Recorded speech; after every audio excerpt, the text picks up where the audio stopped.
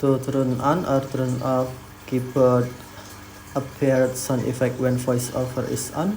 In iPhone 14 Pro, open settings, scroll down settings screen, find accessibility, and then tap accessibility, select voiceover, next tap audio, and then tap sounds and haptics, scroll down sounds and haptics screen, find keyboard appear,